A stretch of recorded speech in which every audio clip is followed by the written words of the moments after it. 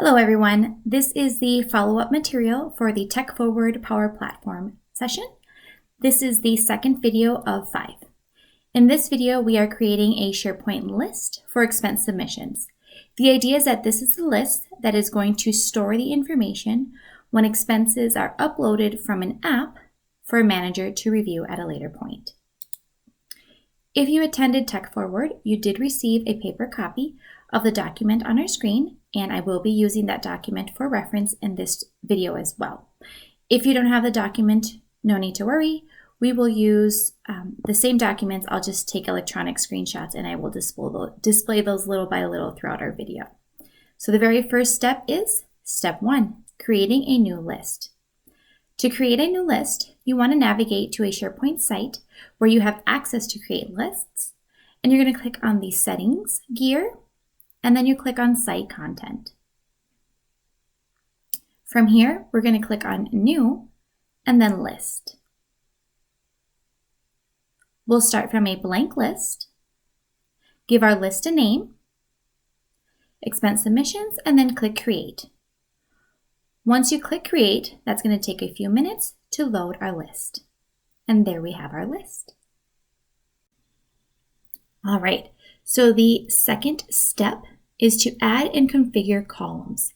On our instructions, we have the table that lists out the 6 columns that we will be adding into our SharePoint list and the settings related to each of those columns. I will make sure to get all of these settings mirrored into the demo video part of the training as well. So let's get going. On our SharePoint list, we're going to click on Add Column. The first column we are adding is the employee name, so we'll click Next. We'll name our column Employee Name, and this is a required column, so we're going to make sure to click on More Options and Required below and save again. Next, we're going to add another column, and this column is going to be meant for the date of expense, so we'll click Next, and then Date of Expense for the name. And we're going to change the default value to today's date. And again, this is a required column, so we'll expand and click Required and save. Next, we're going to add a choice column, and this is going to be for the type of expense. And we're going to update our choices. The first choice is going to be travel. The second choice is going to be meal. Third choice will be entertainment. The fourth choice will be supplies, and the fifth choice will be other. This is also a required column, so we will expand required and click save. All right, next is going to be a currency column for the amount of the expense. So we'll name this column amount, and then we're going to insert the default value as 0, the minimum value of 0, and we're going to mark this column as required and save.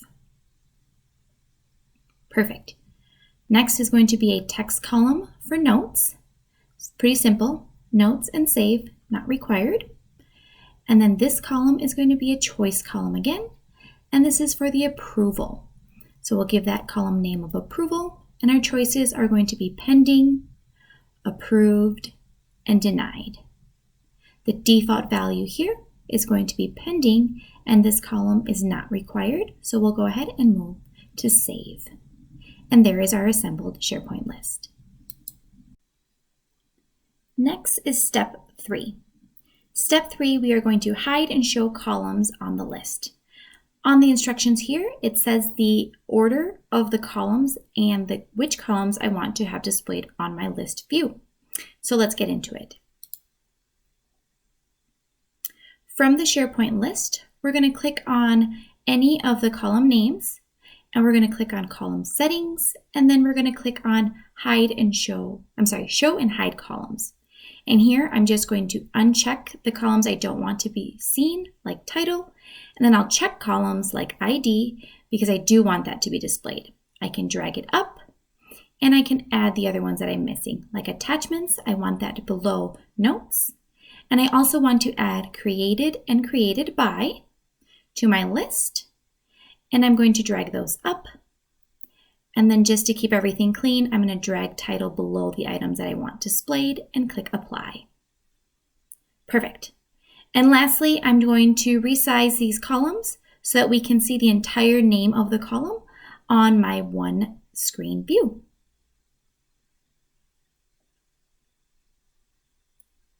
It's a pretty simple feature as long as you drag there. And there we have it. Step 4 is edit the form.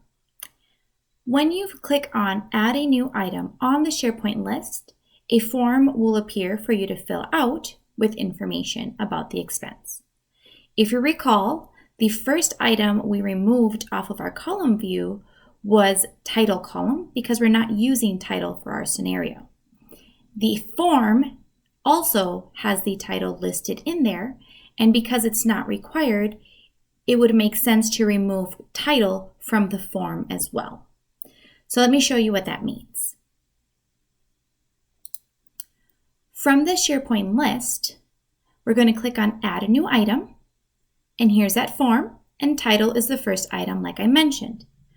To remove title, we're going to click on Edit Form and Edit Columns, and here we're going to uncheck the title and click Save. That's going to remove title from our form, and now it's gone. And I've noticed to make sure the settings stick, we'll click Cancel. Step 5 is our final step on this video. What we are going to do is we're going to add 3 items to our list. Ideally, these 3 items are going to have 3 different approval statuses.